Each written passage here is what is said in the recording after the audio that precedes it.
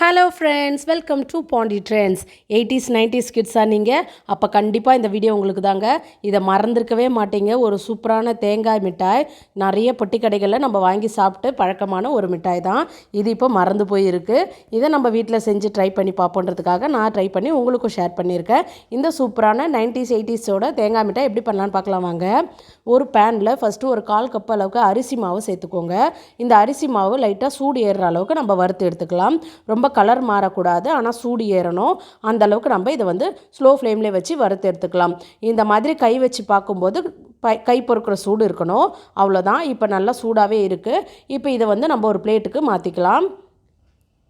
இப்போ அந்த அரிசி மாவு மாற்றி வச்சுட்டு இப்போ அதே பேனில் 1 ஸ்பூன் அளவுக்கு நெய் சேர்த்துக்கலாம். சேர்த்துட்டு இதில் நான் 1 கப் அளவுக்கு டெசிகேட்டட் கோகோனட் சேர்த்துக்கிறேன். உங்கள்கிட்ட ட்ரை கோகோனட் இல்லைன்னா நார்மல் வீட்டில் இருக்க தேங்காவை நல்லா திருகி அந்த அடியில் இருக்க ஓடை எடுத்துருங்க. எடுத்துட்டு வெறும் வெள்ளையாகவே எடுத்துக்கோங்க. எடுத்து நல்லா இந்த மாதிரி வறுத்துக்கோங்க. நல்லா கலர் மாறுற அளவுக்கு வறுக்கணும். இந்த அளவுக்கு. ஸோ டெசிகேட்டட் கோகோனட் இருந்தால் நம்மளுக்கு ரொம்ப ஈஸியாக இருக்கும். டக்குன்னு வேலை முடிஞ்சிடும். சீக்கிரம் கலர் வந்துருச்சு பாருங்கள். இப்போ இது ஒரு பிளேட்டுக்கு மாற்றிக்கலாம். இப்போ அதே பேனில் 1 கப் அளவுக்கு வெல்லம், 1 கப் தேங்காய்க்கு 1 கப் வெல்லம், 1/4 கப் தண்ணி ஊற்றிக்கலாம். ஊற்றி இந்த வெல்லத்தை நம்ம நல்லா கரைச்சி எடுத்துக்கலாம். நம்ம மறந்து போன 90s 80s மிட்டாயில் இதுவும் ஒன்று. இது மட்டும் கிடையாதுங்க. தேன் மிட்டாய், அதுக்கப்புறம் பார்த்திங்கன்னா அந்த நீட்டாக கொட்டை மிட்டாய்ன்னு நாங்கள் சொல்லுவோம். இந்த மாதிரி நீங்கள் என்னென்ன மிட்டாயெல்லாம் சாப்பிட்ருக்கீங்க அப்படின்றத கமெண்ட்டில் சொல்லுங்கள். அது எல்லாமே இப்போ மறந்து போச்சு. இப்போ வெல்லமெல்லாம் நல்லா கரைஞ்சிடுச்சு. ஃபஸ்ட்டு இதை வடித்து எடுத்துக்கலாம். இவ்வளோ மண் இருந்திருக்கு அதில். ஸோ அந்த மண்ணெல்லாம் எடுத்துகிட்டு இப்போ திரும்பவும் கரைச்ச வெல்லத்தை இதில் சேர்த்துக்கலாம். சேர்த்துட்டு கொதிக்கணும்லாம் அவசியம் இல்லை. அப்படியே நம்ம வறுத்து வச்சுருக்க தேங்காவை சேர்த்துக்கலாம். சேர்த்துட்டு வெல்லத்தையும் தேங்காவையும் நல்லா கலந்து விட்டுக்கலாம். நல்லா இது அந்த தண்ணி கூட வெல்லம் எல்லாம் தேங்காய் எல்லாம் ஒன்று சேர சுருண்டு வரணும். அது வரைக்கும் நம்ம நல்லா கிண்டிக்கலாம்.